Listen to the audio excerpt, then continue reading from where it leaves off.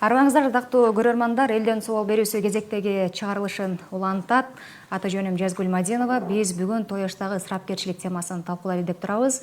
Бизде конокто мамлекеттик катчы Арслан Койчиев жана Жусуп Баласаган атындагы Кыргыз Улуттук университетинин тарых жана чөлкөм таануу институтунун профессору Аскарбек Беделбаев. Саламатсыздарбы? Саламатсыз. Кош келипсиздер.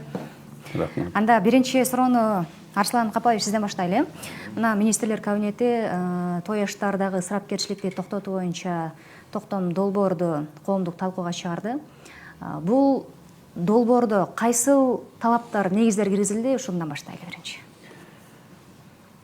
Биринчиден мына бул жамасал маалымат каражаттарына жарыяланды. Кыргызстандагы тояштарды өткөрүүнүн эрежесин иштеп чыгуу боюнча аракеттер көптөн бери жүрүп жатат. Коомчулук ичинде дагы ар кайсы катмарларда. Ошонун соңку аракети министрлер кабинетинин өзүңөр коомдук талкууга койгон тартиби. Мында жалпы жоболор каралган, максаттар жана милдеттер, мисалы тойлорду, үйлөнүү тойлорунун иретин өткөрүү, маркумду узатуунун ирети, бизде тояштар мал союусу өтпөйт. Ошонун ирети, ар кандай жанагы аларды коштогон үрп адаттардын иретин жөнгө салуу боюнча бир топ негиздемелер берилген. Эми муну ар бир жобосун өзүнчө талкуулап отурсак болот. Коомдук талкууга коюлуп атат. Дайыр жолу кайталап коеюн. Негизи Кыргызстандагы тояштарды өткөрүү маданиятын калыптандыруу аракети көптөн бери келе жатат.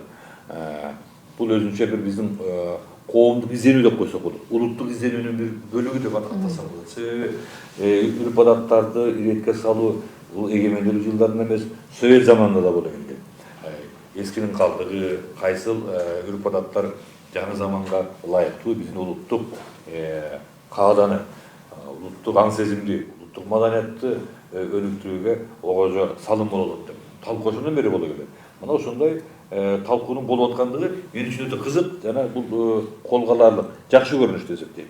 Ал эми анын жыйынтыгы кандай болот? Ал эми бул коомдук талкуунун жүрүшүндө көрөлү. Мына ысырапкерчиликти токтотуу боюнча буга чейин деле мыйзамдуу боролор сунушталып келген, мамлекет башчынын жарлыгы да чыгарылган. Негизи бул жолку да натыйжа кандай болот деп ойлойсуз? Эми мындай да, президент жарлык чыгарды. Коомдо да талаптар айтылып атат. Үндөрдү угуп атабыз, жетилерде ошондой кайрылууларды угуп калабыз. Бирок мындай деп айтсам болот. Үрп адаттарды өзгөртүү өзү өтө консервативдүү көрүнүш, бул өтө инерттүү жүргөн. Себеби биз кыргыз коому ачык эле айтып коелу, үрп адаттар, адат, нарыктар үстөмдүк кылган коомдо жашайбыз. Ошонубуз менен кийин улутпуз. Ал биздин улуттук култ мүнөздүн иденттүүлүктүн бир элементтери. Аларды дароо эле көз ачып жумганча алеки заматта демонтаж кылып жоюп салуу мүмкүн эмес. Аны айтып атпаймынбы? Кандай деп ойлойм? Эң башкысы бул жөнүндө жакшы кызуу талкуу болсун. Талкууну баштап атабыз да, туурабы? Мен эми мындай жыйынтык болот деп айта албайм. Бирок дароо эле айтып коеюн, ушул моменттен колдонуп бир коом бир консенсуска келип алсак. Себеби ошону менен коомбуз, ошону менен улутпуз бир консенсусту тапсак.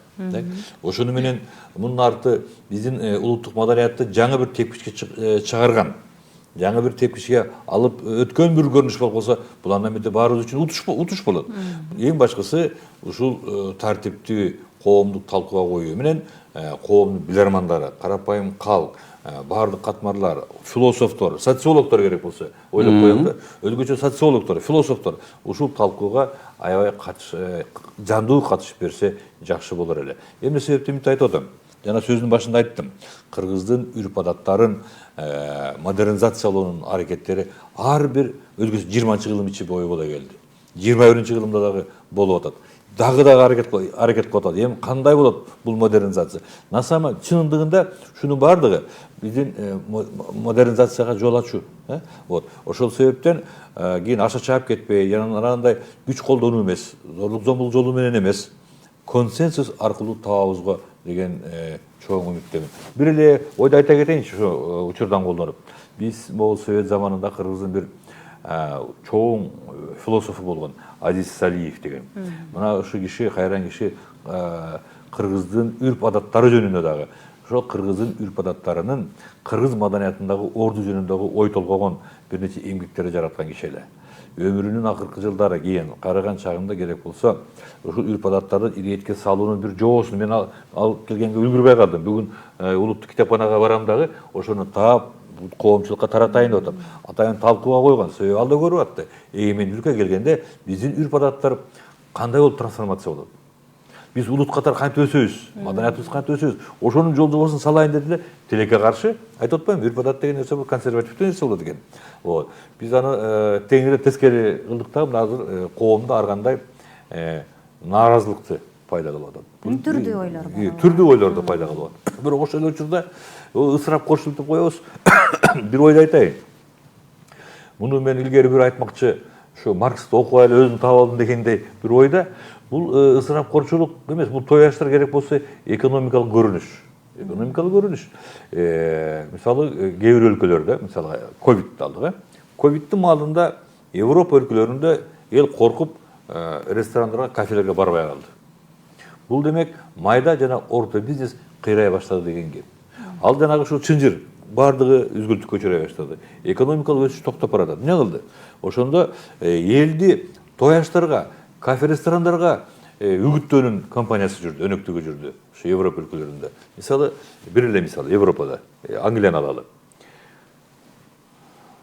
To eat out, to help out деген уран чакырды. Сыртка чыгып же тамак аш. Сен ошо менен коомго жардам бересиң деген уранды ороюп отурганда. Аны мындай. Кайсы кафеге барбаңыз, канча заказ кылсаңыз дагы 50% гана төлөйсүз, 50% өкмөт көтөрүп турат. Бир ай бою мына ушундай. Бул өкмөттүн Өзү ошо бюджеттен акча коротуп, тамак ашты, мынагы үйүңөрдөн эмес, кафелерден жегиле, ресторандан жегиле, бир ай бою компания жүргүздү. Демек, кафелерде ошол патилер, жанагындай корпоратив кечелер өтсүн деп, элди кайра үгүттөй албай барып атат. Эл ковидтен коркуп калды.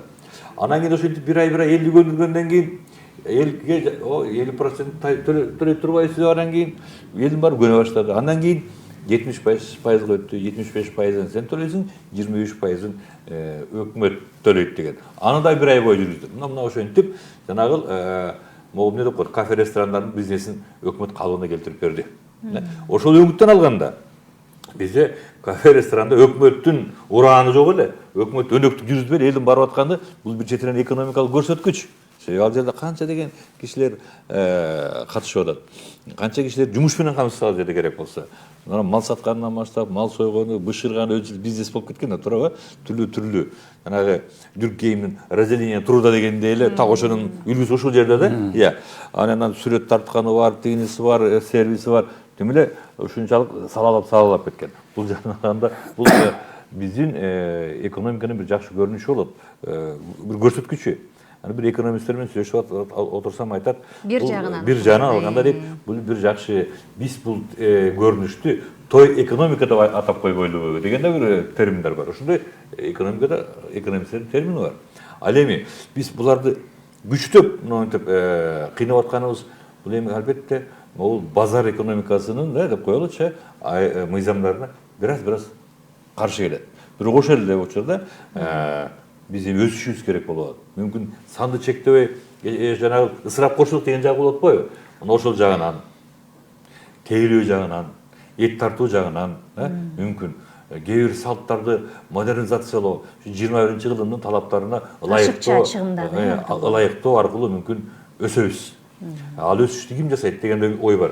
Кээде ойлоп кетем, муну өсүштү эми көзгө билинбеген менен өсүш болуп атат да. Бул өсүштү мүмкүн кийинки муун, жаш муун, ушулар новаторлор болуп, мүмкүн той ашты өткөрүүнүн жаңы үлгүсүн көрсөтөбү деген да илгери үмүт бар. Рахмат, анда Аскарбек Беделбаевич, кийинки суроону сизге берели. Сиз дагы толук ушул сунушталып аткан токтом долбоору менен таанышып чыксаңыз керек. Ооба. Эмнеси көзгө урунду, эмнеси жакшы экен? Негизи бул даярдалган долбоорго бир катар мамлекеттик органдар катышыптыр. 4-5 орган катышып, теги Маданият министрлиги башында туруп, дин комиссиясы ушулар даярдагандыктан, анан президенттин 2022-жылы иштеп чыккан ушул үй бүлөлүк салтанаттарды, маркумду жерге берүүнүн тартиби жөнүндөгү жарлыгынын базасында иштелип чыгыптыр. Эми бул кичине созулуп кетти. Мунун жакшы жактары азыр карапайым калк. Элдин негизги кыргыз коомунун негизи айылдарда жашайт да. Айылдагы элдердин жашоо турмушу оңолуп атат, бирок баары бир кылка эмес. Анан эл эмне дейт деген принцип менен мен тигинден эмнем кем деп тойду өткөрүшүп, тойдун үстүнө той, анан кийин ашыкча көп жок нерселер киргизилип кетти. Мына ошолор жөнүндө жазганы туура болуптур. Мисалы үчүн барганда түштөнүү, анан себет, баштык деген ушунун баары жүрөт. Тойлордо. Тойдо азыр бөтөнчө кудалашып кыз алуу мезгилинде ушул аябагандай көз көрүнөт да. Муну эми мына ысырапкорчулуктун башаты ошондо. Биз деле өзүбүз барып жүрөбүз. Нарынга барсаң, 10 үйдөн коноктогондон кийин бир мүшө кетти алып келесиң. Ал ысырапкорчулук. Ысык болсо, ал бүкшүп кетет экен, бери боомго келгенди ыргытасың. Мына мындай нерселерден алыс болушубуз керек да. Мына ушулардын баардыгын иретке келтирип жазыптыр. Анан бирок экинчи тарабынан дагы бар. Бул мамлекеттик органдар тарабынан, жергиликтүү бийлик тарабынан көзөмөлдөнсүн деп. Эми ал күч менен, чын менен, Арслан Капаевич айткандай, күч менен киргизүүгө болбойт элге. Элге түшүндүрүш керек. Мына бу 22-жылы кабыл алгандан бери көп эле өзгөрүүлөр болду. Региондорго жараша түштүктө бир кой менен эле бир немен аш басып туруп маркумду узатып коюу, аларда эми тойго бөтөнчө көңүл бурулуп, теги янда ушундай эле болуп атат. Мына баягы эле сүйлөшүп отурсак, бир таластык жыйыт айтат, бизде ушу молдолор таптакыр тыюу салдырып салды маркумду жерге коюп атканда. Биз каршы болуп атабыз. Алыс жакын бар тияктан. Таласта ушундай болуп атат деп бир жыйыт айтты да, бизге кошуна эле турат. Ушундай бизде мал сойдурбай атат. Байке ошол туурабы дейт. Мен айттым, эми Кыргыздын каада салты түпкүрдөн бери келаткан, куда сөөп күткөндө бир өрөө менен экинчи өрөөн, кышкы суукта келгенде аларга кантип тамак бербейт. Ошондон сойулган, анын жылкы сойгондагы эт тоңбойт. Мына ошого эми бул салтты таптакыр эле токтотуп салышка болбойт. Мал белгилүү ченемде болсун деп. Мына мында жакшы жагы менен кошо биринчи күнү мал союлбасын дептир. Сөөк койгону келген элдердин баарын кайра кичине бир өзөк жалгатпаса кандай болот? Бул жагыны өзгөртүү болот го, эл талкуудан да ушуну айтат болуш керек. Анан көп нерселер жазып койтур. Умра, ажылыкка баруу жөнүндө тартибиде. Умра менен ажылыкта кадимкидей эле жөн эле барып эле жакын ага туугандары тосолуп атат. Бул жерде анчалык деле неме жок. Бул негизи учурунда даярдалган, эми президенттин жарлыгынан кийин 3-4 жыл өтүп кетти, 4-жыл. Бир аз кечегирээк, бирок ошол жарлыктан кийин келген тартипти кайра эл арасына түшүндүрүү иштерин жүргүзсө, элге деле айтып түшүндүрсө болот. Азыр муну көбүнчө диний кызматкерлер, ошолор сөөктү узатуу мезгилинде, нике кыюу мезгилинде баягы мамлекеттик саясатты жүргүзүп, мына буларды чектесек дейт да. Мына ушул жактарын эми кадимтей сөөк узатканда биз деле 60-жылдардан бери мен өзүм билем жакшы эле. Тасторкондун үстүндө боорсок, нан, май, кант.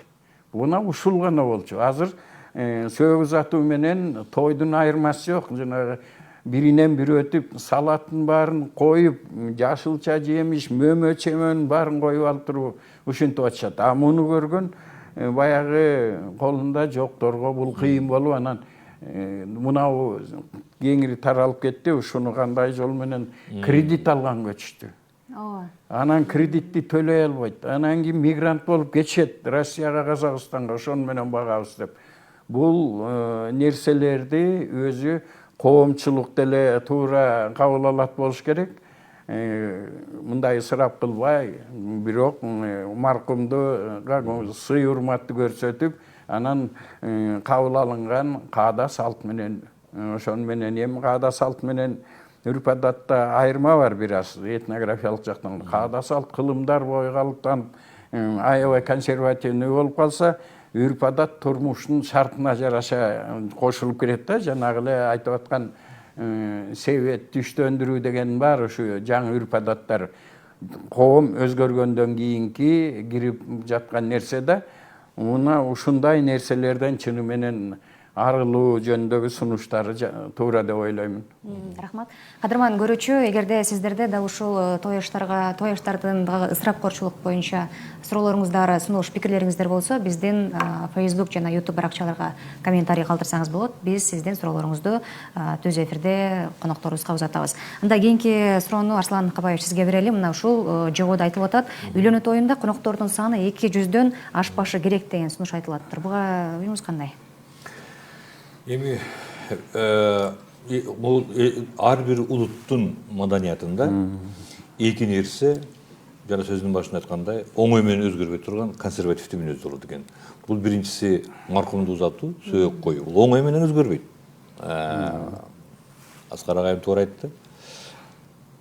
Могу биздин мисалы маркумду коюу салтыбыз кылымдан бери калыптанып келаткан. Биз ушу кыргыз экенибизди дайым белгилеп турган.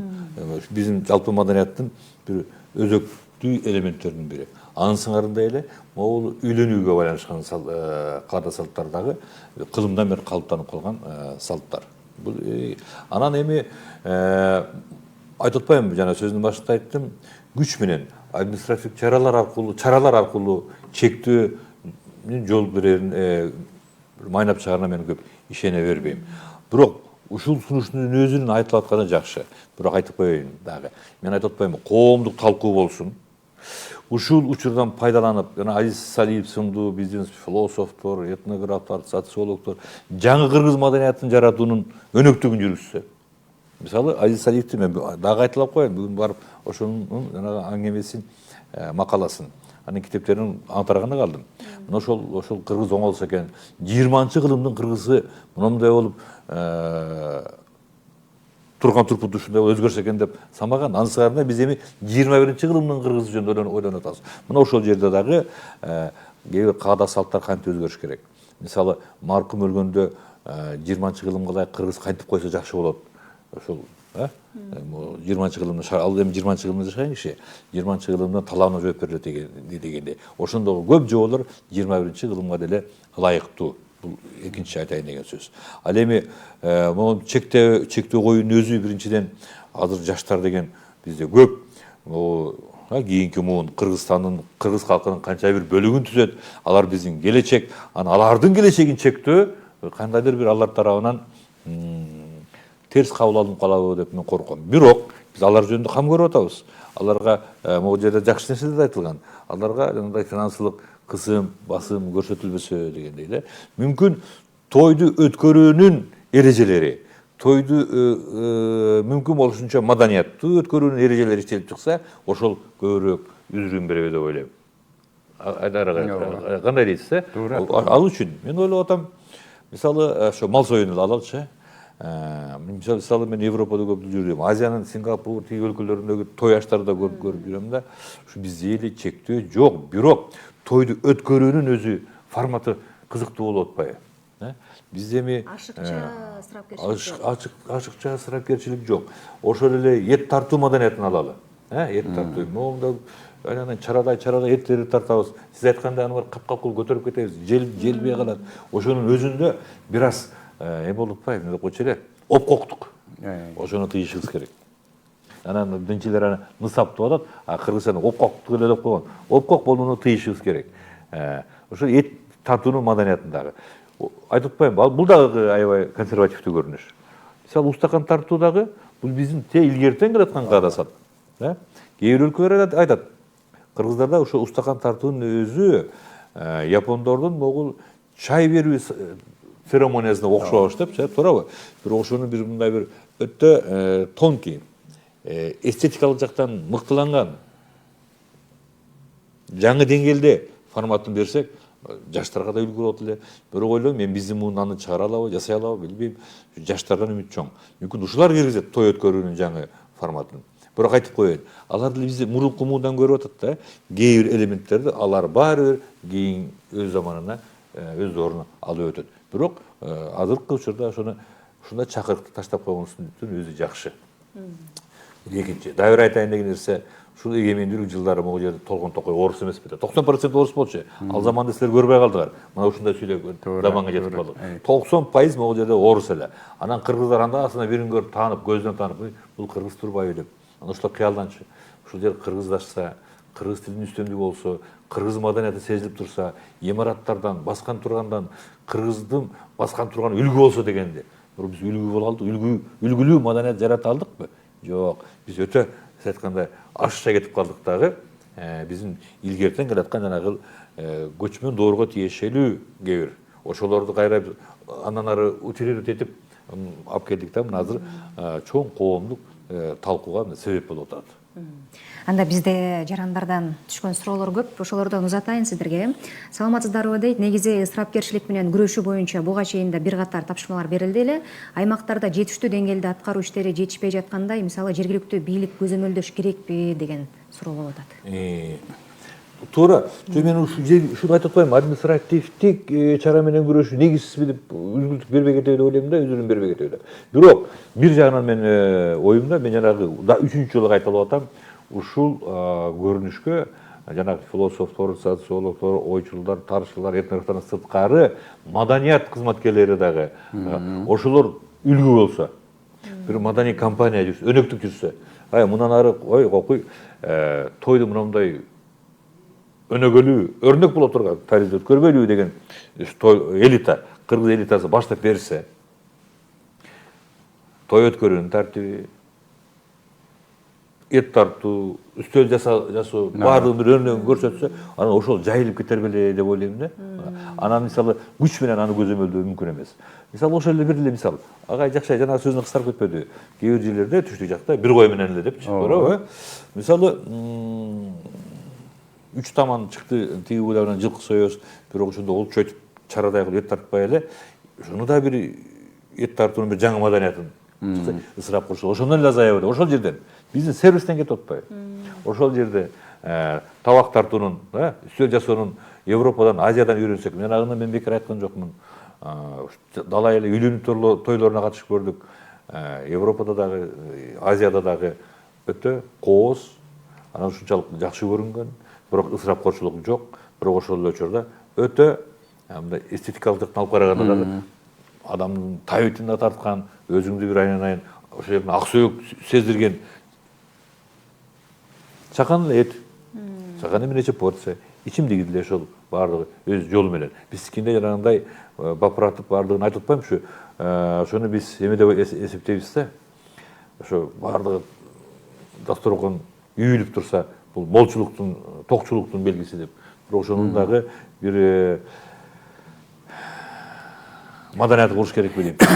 Эми бул маданият Борбор Азияга тиешелүү, өзбектерде да ошол экен, казактарда да ошол экен, тажиктерде да, алар дагы ушинтип чектөө жолдору менен, мыйзам жолдору менен ошо ысырапкорчулукка каршы күрөшүүгө аракет кылып көрүштү. Бирок мен ойлойм, дагы кайталап коеюн, коомдун алдыңкы табы өзү өрнөк көрсөтүш керек.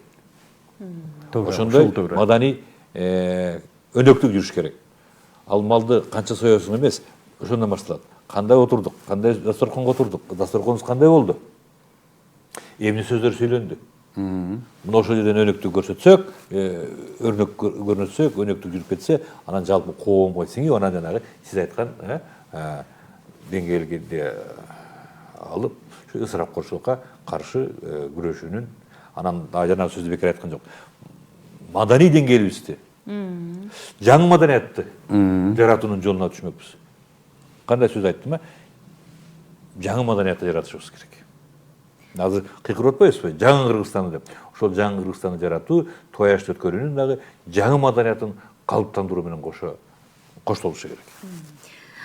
Аскарбек Беделбаевич, эми тарыхчы катары ушул жерден ушул Арслан Капаевичтин сөзүн улай сизге бир суроо берейин деп атам. Мына эт тартуунун маданиятын өзгөртүшүбүз керек деп атат. Ушул кандай кылып заманбап талапка ылайык өзгөртсөк болот? Эми мезгилдин өтүшү, көпчүлүгү мына шаарда урбанизация болуп, айыл менен байланышын үзүп калгандарга бир чоң бодо сою татаал маселе болуп баратат. Ошолор байланышы жоктордо мен акыркы кездерде 2-3 жерде болдум.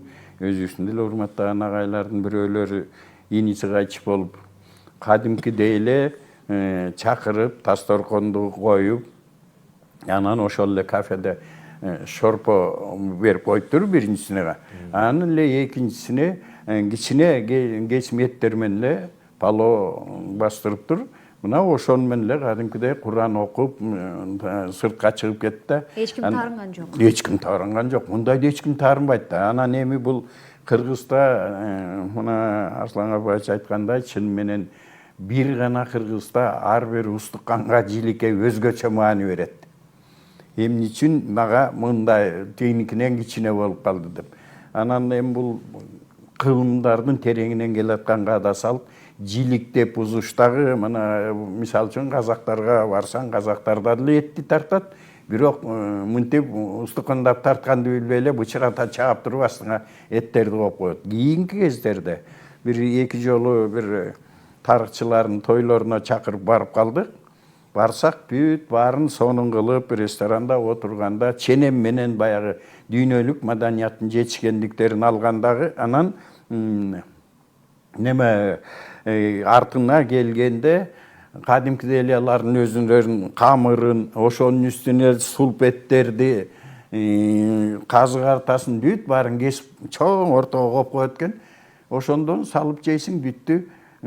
Устакан тартмай дагы жок болуп баратат да. Бул эттин азыраак кетишине, үнөмдүүлүккө жол берет да. А бирок Кыргызда чын менен малдын дагы союлушуна. Анан Кыргызда эми тетиги чын менен Куда сөйөк биздики бир учу нарында болсо, бир учу таласта, 2-3-үчү Чубаткенде болуп, ошол жактан келген Куда сөйөктөрүңдү үйдө коноктошуң керек да, сөзсүз эле.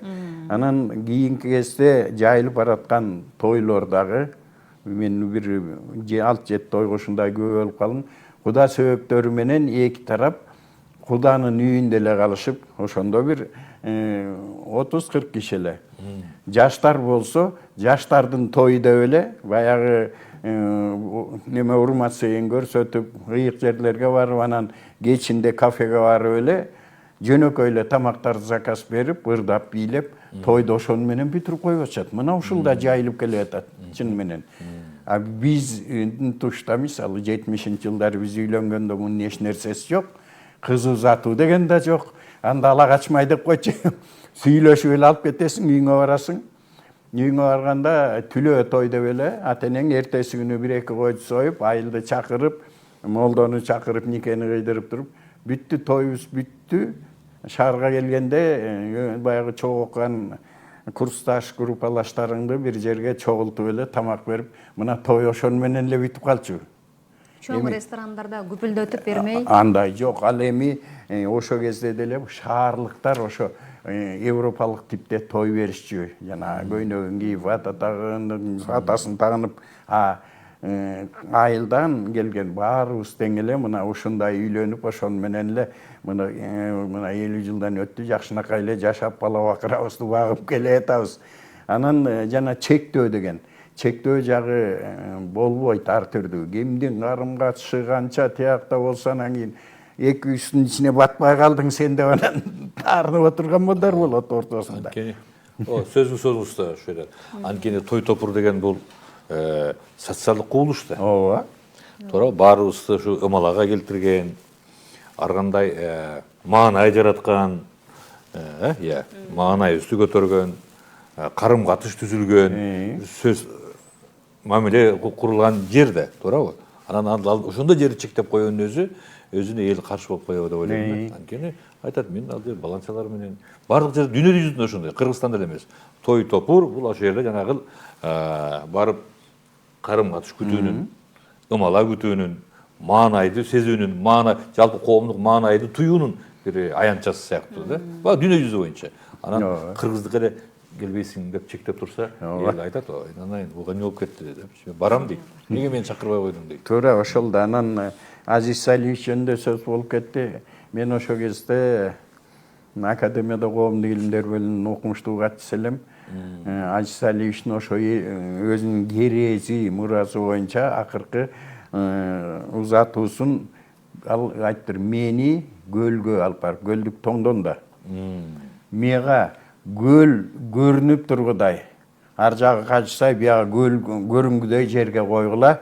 Анан кийин ошо жерден эле жөнөкөй ырым-жырымын өткөрүп койгула. Анан биз азыркы академиктер Абдыган Эркебаев, Сыртбай Мусаев болуп биз чогуу бардык, алып барып, чыны менен өкүнгөндөй ошо бир адырда, а жерде өзү көрүстөн жок экен.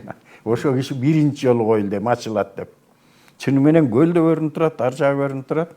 Анан немелер ошо айылы, эл эле Жакшынакай баргандарды чакан кылып жөнөтүп койду. Бул тууралуу Салжан жигит деген да бир жакшы окумуштуу бар эле. Аябай мындай тамаша көй бардыгын айткан. Мен эле айтып калчу, кыргыз кызык эл дейт. Эмнеси? Муну дейт, тиги токмоктой эт берип ат десе бара берет дейт. Анысы жеп келгенче түшүп калат дейт. Ушундай айтат да. Анан бир күнү тепки жеди аябай. Вечерний Бишкекке берип коюптур, кыргыз тилдин кереги жок деп. Анан тепкилешет да. Жол агай бул эмне кылгансыз? Кыргызга ушинтип намысына тийсең ойгонот деп. Бизде деле мынау нерселердин баарын көрүп дүйнөнүн өнүгүүсүнөн алып отурса, намысына келсе, чыны менен айткандай жаңы маданияттын үлгүсүндө тойлорду өткөрүү, мисалы бир жигит көлдөн мугалим, мен 60-ка чыкканда той берем десем дейт, түпүлдөтүп, балдарым мага путевка алып берип койду Түркияга дейт. Ошо жака барып эс алып келдим. Сонун болот турбайбы? А мен эмне ары чачпай эле деп. Жаңы маданият ушинтип кире берсе болот экен да. Ушул удан бир ой түшүп атат. Андан кийин суроону узатайын, сиз айтабыңыз. Айтайын деген ой мындай. Ол биздин дасторкон жасоо маданиятыбызда. Жана казактар мисалга келтирбедиңизби? Мен да ушу көп казактын тойлоруна катышып калам, таң калам. Негизги тамакты жылкын жердин башына тартып коет да. Эми жыраанча тамактын баарын адам жей албайсың айна. Бул ококтуктун белгиси. Мына Япондун бир мультфильмдери бар. Ошондо ококтукка каршы ушуну көрсөткөн мультиктери бар. Миязаки деп жүрбөйбү? Студия Гиблинин. Анан ушунду таң калчумун, муну неге ушундай тема кылып алып чыкты деп. Анан сыңарындай, мына биз кыргыз коому ошондой да. Айнан суп шорпо берет, самсы берет. Болду, тоесуң да адам ошого элечи. Анан салаттын түрлөрү, анан тиги балыктын түрлөрү, анын баарын жей албайсың биринчиден. Анан эт эң аягында койду. Аны да жей албайсың. Тиги беш бармакты карай албай каласың. Анын алдыңа ысырапчылык деген ошол. Баштык пакет. Кыргыздарда деле болгон манапчылык деп, Ооба. Манапчылык деле кириш керек экен кайра могу. Ооба, туура. Анткени алар тамакка сыпа мамыла кылып, жана антип айнайын карды жарылганча жебей. Ошентип атып мына эл толуп кетти. Бул боюнча Бириккен Улуттар Уюму эскерткен. Борбор Азиянын халкы толуп барата, семиз болуп баратат абайлагыла депчи. Ожирение деген проблема бар. Мына ошонун баардыгы мен ойлойм, той топурдам деп кетем да, өзүбүздүн могу нысапты тыйбай атып, мына бир дабир социалдык кесепети. Ушуга алай суроо берели. Бул жакта суроолор келип атат. Ысырапкерчиликти жоюу айтылып келе жатат, бирок токтобостон эле уланып жаткандай дейт. Эл дагы деле түшүнбөй жаткандай сезилет дейт бул тартипти. Канткенде ой жүгүртүүбүздү текшерүү, тыюу менен эмес, ар бир адам дилинде түшүнүүнү оңдой алабыз дейт. Буга мен мындай эле жооп берейин, кечирип койсоңуз. Дагы бир жолу коомдун алдыңкы катмары. Мисалы илгери ушу акын жазуучулар коомдун алдыңкы катмары деп эсептелчү эле. Ооба. Анса айма акын жазуучу жалпы маданий катмары дейинчи. Коомдун маданий катмары, өзүн элит эсептегендер. Биздин могул эми Азиз Салиевдей философтор жок, бирок ошонун жолун жолдойм деген ой жолдору бар жаштардан чыккан. Мына ушулар дагы бир жолу кайталап коеюн. Маданий өнөктүк жүргүзүү керек. Мен мына 4-нчү жолу кайталап атам. Бүгүн барамдагы Азиз Салиевдин эмгектерин алып чыгайын. Мүмкүн ошол эмгектерди окуп чыгуу, ойлонуу, биздин каада салттар жана үрп адаттардын ролу жөнүндө ойлонуунун өзү коомдо бир чоң улуттук масштабтагы талкууга мүмкүн түрткү болот. Мүмкүн анан ошондо могул жол жуба мыйзамды талкууга коом активдүү катышат дагы. Мүмкүн Кудай буйрса той аштар өткөрүүнүн жаңы маданиятын иштеп чыгабыз. Себеби бул жөнүндө талап бар. Ошол ишкерлер, коомдун алдыңкы адамдары айтып атпайбы, кандай кылабыз, кандай могу той аштар кызыктуу кылып, ысырап кошулуп өткөрөбүз деп ошол эле чоң бизнесмендер деле айтып атат. Бирок алдарынан келбей атпайбы. Анан мына Ошо той аш өткөрүүнүн жаңы маданиятын кандай кылып өзгөртсө болот? мен айтып атпайбым, талкуу уюштуралы, өнөктүк жүргүзөлү деп атпайбым. Мына бүгүн барып баарыңарга таратам. Азиз Салиевдин жана жазгандары. Анткени ошол жерде элементтер бар. Ошого өзүмдүн кошумчамды кошо айтам дагы, анан кийин талкуу жүргүзөлү. Бүгүнкүдөй талкууну дагы жүргүзөлү. Силер биз менен эле чектелип калбай, академияда, университеттерде толтур эксперттер бар. Ошолорду чакыргыла. Реставраторлор бар, ресторан маданиятын киргизип аткан жаңы муун бар. Ошолорду чакыргыла. Башка элдердин өкүлдөрүн чакыргыла. Алар сырт көз сынакы, кыргыз маданиятына кандай карайт? Аларды чакыргыла. Анан кантип ушу кыргыздын каада салты модернизация болот деген тема. Кантип кыргыздын маданиятын 21-кылымдын талабына ылайыктуу, ошо 22-кылымга өтүп кеткендей кылып туруп, биздин жалпы иденттүүлүккө, улуттук маданиятка зыянын тийгизбегидей кылып модерндештиребиз. Мына ушул темада талкуу жүргүзөлү, уланталы. Ушуга эле болай, сиз сөз башында айтып кеттиңиз эле, жанагы той ашты өткөрүүнү биринчи ошол баягы жогорку кызматтагылардан баштап берсе үлгү катары дегенчи, ошого улай эле суроо келип атат. Үлгү катары мамлекет 1-2 той ашты өткөрүп көрсөтүп берсе кандай болот эле, эл анын артынан туурап кетет беле деген суроо да. Жакшы экен, неге болбосун? Болот дейм. Көрсөтүш керек. Мисалы мындай болуп калды. Кече мурда күнү мына кыргыздын атактуу ырчысы Бекборбиевдин ушул корпоратив партисине бардым да. Бектин эксклюзив кайрыктары деген. Мага форматы бир аз жакты. Ошол жерде акын жазуучулар болду. Алар да тойду анткени көнө алганбыз да, жанагы той, анан кийин бийчилери бар, анан кийин баягы үстөл, баланча үстөл, түкүнчө үстөл чыккыла тигүү деп. Мына ошол жерде той ашты өткөрүүнүн жаңыча үлгүсүн көрсөтүүнүн бир аз аракетин көрдүм. Бирок албетте Азияда да бир аз жагандай болуп калды. Кандай өзгөчөлүк болду? Эми өзгөчөлүгү ушундай болду. Аны ошо Бектин Instagram баракчасы болуш керек. Карап көргүлө, ал жерде жанагынтип тажатма тосттор болгон жок. Эми ал бир аз чыгармачыл кече сыяктуу болуп калды, ошо жагынан да утушкай болду. Тажатма тосттор болгон жок. Ал жерде кандай десем, бул Европаны туураган бир тойчук болду. Бек өзүнүн атынан бир сыйлыктарды берип, статуэткаларды берип, ошолор гана чыгып, анан сөз сүйлөп коюп барып отуруп калып атышты. Оскар сыйлыгын ыйгаргандай эле болот да. Ошондой формат өткөрдү эле. Ойлоп койдум, бул тойду ушул бир үлгү катары алса болчу да экен деп койдум. Бул да аракет. Анан эми азыр айтып атасыз, өздөрү үлгү көрсөтсө. Болот экен көрсө. Мени ойлоп көрөйүнчү. Ким той өткөргөндө келип айтайын, ай баланча, тойду жаңы өзүбүз баштайлы деп айтып көрөйүн. Туура, Болот, муну сөзсүз түшүндүрүү жолу менен, элге жеткирүү жолу менен гана. Биз аны айтканда жергиликтүү бийлик бар да. Айыл аймактарында айылда өткөргөндөр азыр чоң тойканаларды куруп койду. Ошол жерге эле ошо үлгү болорлук кылып өткөрсө, алдыңкы айылдын интеллект мугалимдер, тиги жергиликтүү өкмөт башчылары ошону көргөн эл таасири түздөн түстөйт.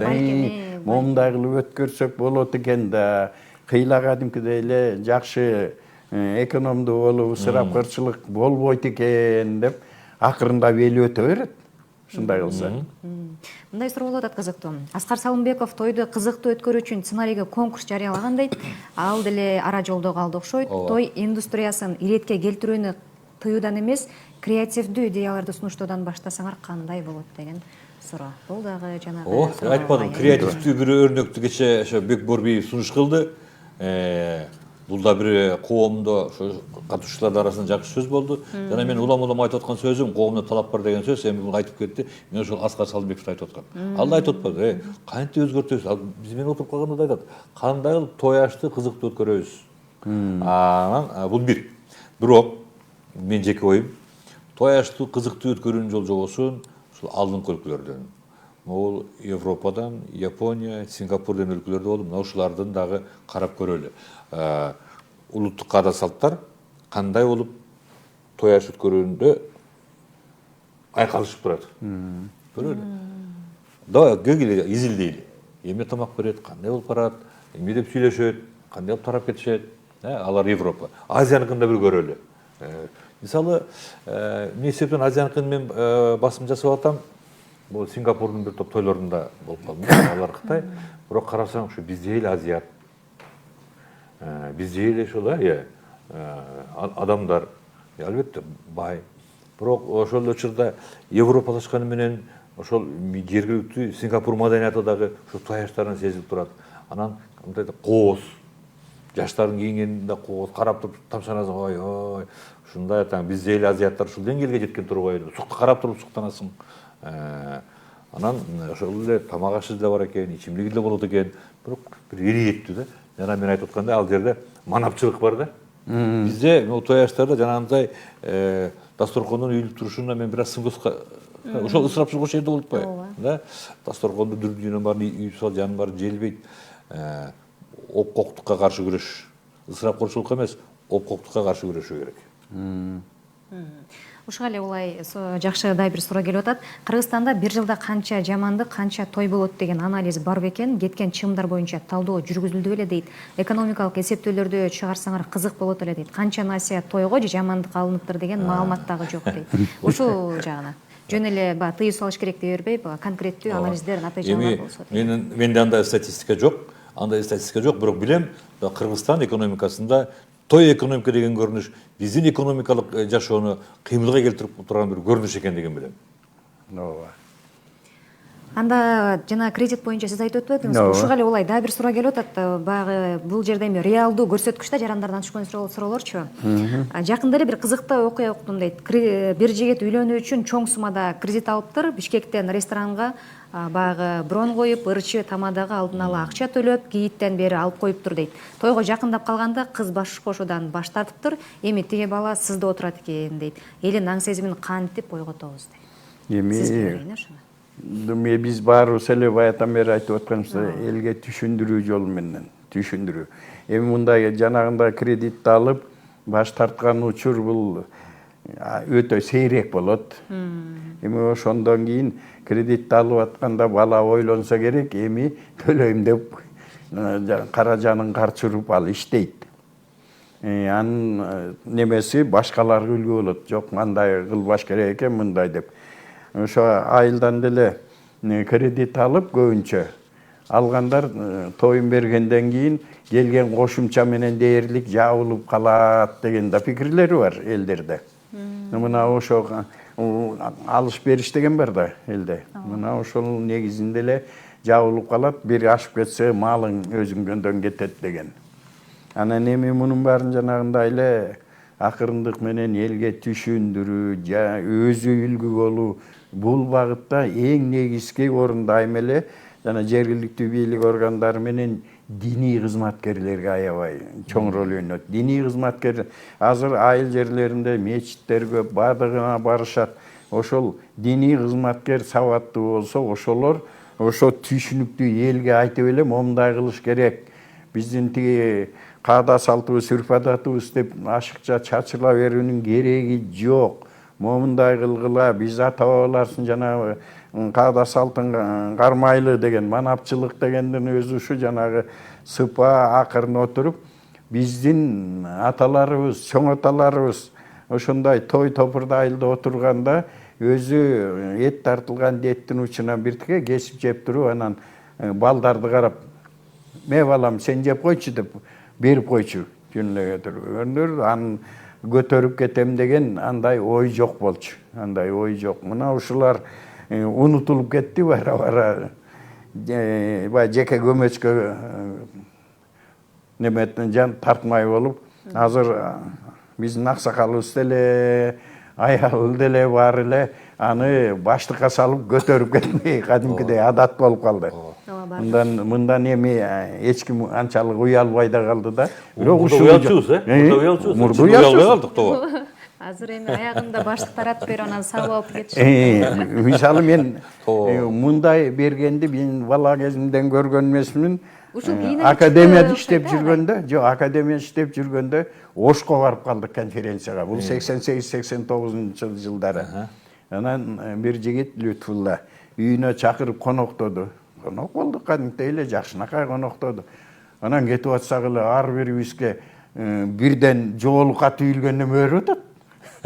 Бул эмне? Бул силер ооз дегенден тиги жатаган мейманканага алып барды. Кайсы жылы? 89-жылы.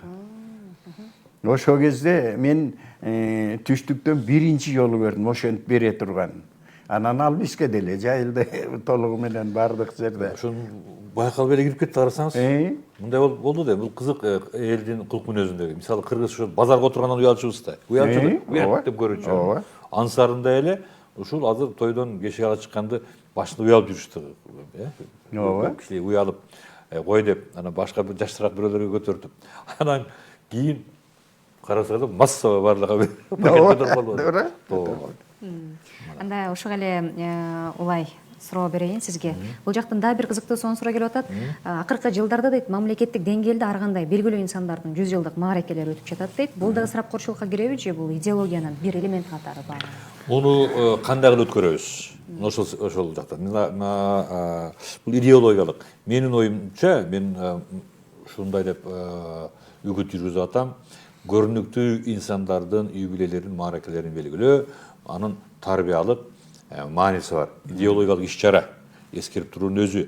Мисалы Айтматовдон улам да көрүп атпайбызбы? Мелиген ушул күндөр ызычуу болуп атат. Ошон үчүн айтып атам, 100 жылдыкка жакшылап. Эрден алы 100 жылдык бул деген жанагы илгерки айтат го. Ала тоодой эт кылып анан кийин ала көлдө чык кылып эмес, анын идеологиялык жүгү болуш керек.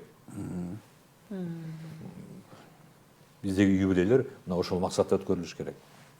Усубалиевдин өткөндө дагы бир иш-чарасын өткөрдүк. Садабековдукун өткөрдүк.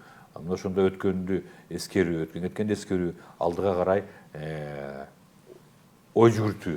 Мына ошо талкуу болду. Мына ошондой таризде нукта юбилейлер өткөрүлүш керек. Албетте анын жанагындай чай ичүү иш-чарасы бар, ал өзүнчө. Бирок негизи бул ысырапкорчулук эмес, бул элди тарбиялоо, тарыхый эс тутумду сактоо. Анда ушул баягы жоо боюнча дагы бир суроо берейин деп атам сизге. Маркумдун жылдыгын өткөрүү маселеси да ушул жерде каралыптыр. Оюңуз кандай? Эми бул ата бабабыздын кылымдардан берки салты акыркы коштошуусу деп. Өзү бизде арбактарга тиги дүйнөгө ишеним бар. Ушу ата энебиз, жакыныбыз ыраазы болсун деп жылдыгын сөзсүз түрдө өткөрөт. Эми аны тие албайбыз. Өзү жанагы жетилиги, үчүлүгү, жетилиги деп эле сөөк койгондон кийин эле кошо өткөрүп коюп атат. Анан 40-ылыгы дегенде жакындары эле өткөрөт. Анан эми бизде дагы жана аш көп болсо да көп деген бале болуп, жумалыгы деп жума сайын мал союп алып Куран окутмай бале башталды. Мында сен соёсуң, тигинде тиги баласы соёт, мында мунусу соёт деп. Ушул ашыкча, эмне кереги жок. Эми эскерип Куран окугулары келсе үйүндө эле кадимки тамак менен эскерип Куран окуп койсо болот да. Жылдыгын өткөрүү менче парс, алындан калган муундарынын балдарына аны өткөрөт. Мал союу эрежесичи? Мал союу эрежеси ошо кандай деңгээлде өткөргөнүнө жараша бир баш бодону же жылкыны соёт да, ошону менен эле союп жөнөтөт. Антпесе жанагы баарын өткөрүп атканда майда жандыктарды сойсо, ал жиликтеп тартканда эч кимге жетпей айналып калат. А бир жылкы сойсо 150-200 кишини жөнөтүп эт жөн эле. Ошон үчүн ал ага тыюу салганга болбойт го. Элдин арасында айткандар бар дагы. Эмне ата энем ушуну баарын өмүр бою бакса мен андан аямак белем соём деп. Эми ал мына ысырапкорчулук ошол. Мен сырттан көрүп калгандарым бар бул нарын тараптарда. Бул аябай кеңири ар бир баласы бирден бод алып келип туруп соя берет экен. Анын этин айыл талап алып кете берет экен. Жок, сөөктү жерге берет маркумда да. Жылдыкта деле ошондой кылышат экен. Анан эми азыр тыйылып калды алар деле. Мурун ушундай кетчү көп нерсени түшүндүрсө акырындык менен баардыгы калыбына келип жакшы жактарга дүйнөлүк немелер жакшы баарыбыз эле барып чоң жыйындарда конференцияларда же мындай барганда Түркиядан көп барганда булар таптакыр эле башка өзүлөрүнүн бакчасынын ичине жана Европадагыдай эле стөлдөрдү коюп анан тамактарды стөлдө коюп коет бүттү ошол жерде каалаганы менен сүйлөшүп пикир алышып анан жанагы тою да өтүп баардыгы жакшынакай болот да мына ушундайларга бара бара өтөт го. Арслан Капаев, сиздин оюңуз кандай? Жылдыкты өткөрүү керек деп эсептейм. Ансыз деле мен бирдикени байкап жүрөм, бир көрүнүштү кыргыз маданиятында маркумдарды оңой менен эстебейбиз. Жылдыгын өткөрөбүз дагы ушу мүрзөсүнө ушу менен экинчи басыпта барышпайт. Бул маркумдар жөнүндө, алардын элеси жөнүндө кам көрүү бизде өтө начар. Анан бир 20 жылдан кийин, 30 жылдан кийин, 40 жылдан кийин ушулар мүрзөсүн жер менен жексен кылып тегиздеп коюу деген бир жагымсыз көрүнүш бар. Мен мисалы көп жерлерден көрдүм, ошол Япониядан көрүп келдим, Европада канча жашадым. Ошол көрүстөндөр эс тутумдун бир белгиси катары сакталат. Ар бир көрүстөнүн номери бар. Ошо чиркөөсүнө барсаң, канчанчы жыл өтүп кеткен адам, мына деп архивден таап берет. Сен могул из менен, могул катар менен барсаң, баланчанын сөөгү баланча жерде. Мен жанагы Александр Керенскийде ошентип таптым да сөөгү. Көрсө ошончодон Америкада өлгөн кишинин сөөгү Керенскийдин. Менин үйүмдүн жанында экен, бир чоң көрүстөн турчу Лондондо. Анан кантип табам десем эле, момундай китепти алып чыгышты. Момунча менен барсаң да анан ошону таап алдык. Ал жерде ар бир көрүстөн бул көпкө чейин сакталат. Канча жыл экендигин билбейм, бирок бизчилап 50 жылда жер менен жексен кылып коюу деген жок экен. Бир эле жаман көрүнүш ичим ачышып калды өткөндө балыкчыга бардым. Шабдан улуу кемел. Ошону мешитине эме койдурбадымбы?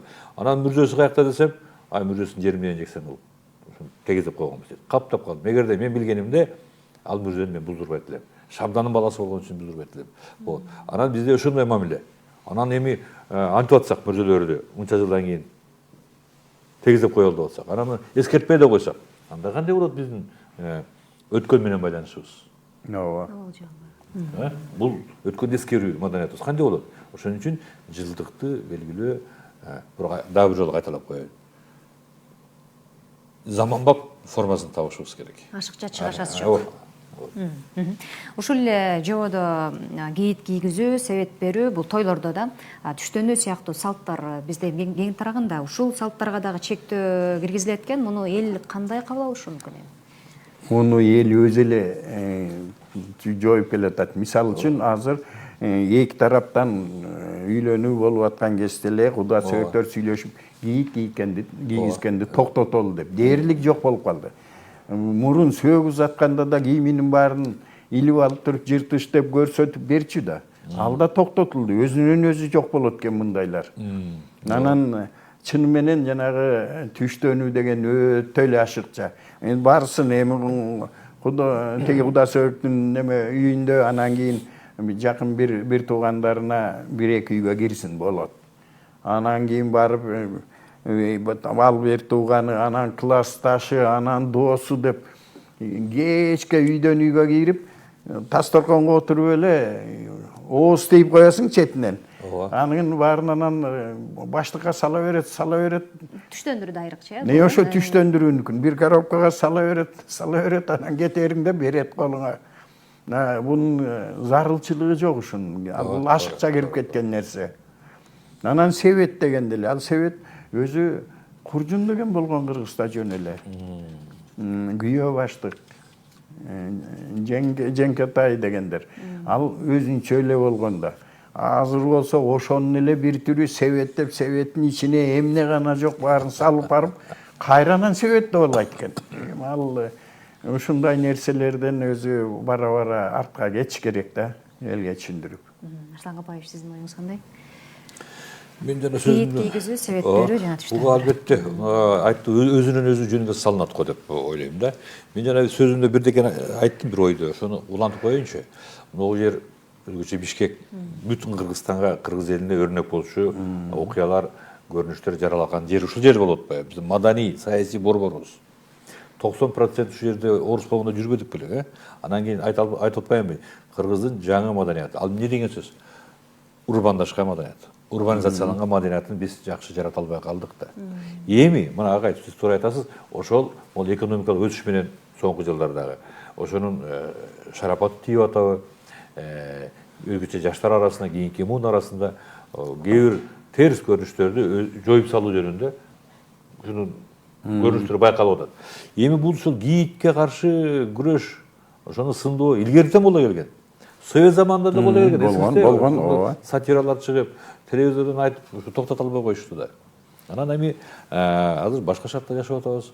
Бул өзүнөн өзү жоюлат, өзүнөн өзү илгертке келет. Бирок дагы бир жолу айтып коеюн. Мен ушуну отуруп, могу кийинки муун өзгөчө зумерлер деп коет го. Мына ушулардын арасынан новаторлор чыгабы деген үмүтүм чоң. Ушул маселеге. Ошолорду ээрчийбиз. Урматтуу коноктор, анда бизге берилген убактагы соңуна келип калды. Сиздерге жыйынтыктоочу сөз берейин. Эркин микрофон. Арслан Кубаевич, сизден баштайлы, анан сизге өтөлү.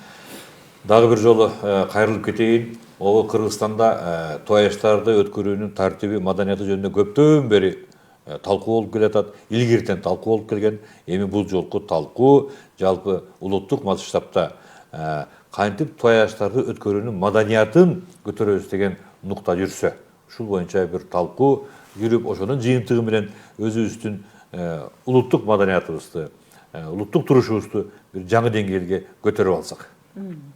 Сизде. Биз жаңы демократиялык коомду курабыз деп мына 30 жылдан бери келе жатабыз. Акыркы мезгилдерде жакшы ийгиликтер жүрүп жатат. Улуттук наркыбызга, каада салтыбызга мына ушунун баардыгы ушул эле жобо менен токтолбой, жанагы биз неме улуттук дем дүйнөлүк бийиктик доктринасында дагы ушунун баары билим берүү, улуттук каада салттардан киргизилген. Эл, карапайым калк биздин акыл эстин булагы болуп эсептелет. Булар ушул талкуудан жаңы дагы сунуштар киргизилип, элибиздин кылымдар каратып келе аткан нарктуу үрп-адат, каада салттарыбыз жаңы замандын шартына жараша өзгөрөт деп ишенем. Урматтуу коноктор, атайын убактыңыздарды бөлүп келип бергениңиздер үчүн терең ыраазычылык билдиребиз. Бул биздин бул көрсөтүү көрөрмандар үчүн, жалпы эле жумурай журт үчүн абдан пайдалуу берүү болду деп ойлойбуз. Кадырман көрүүчү, биз бүгүн дал ушул тояштагы ысырапкорчулук темасын талкууладык. Бизде конокто мамлекеттик катчы Арслан Койчиев жана Жусуп Аласов атындагы Кыргыз Улуттук университетинин тарых жана чөлкөм институтунун профессору Аскарбек Бедилбаев болду. Биз ушуну менен көрсөтүүнү жыйынтыктайбыз. Саламатта туруңуз.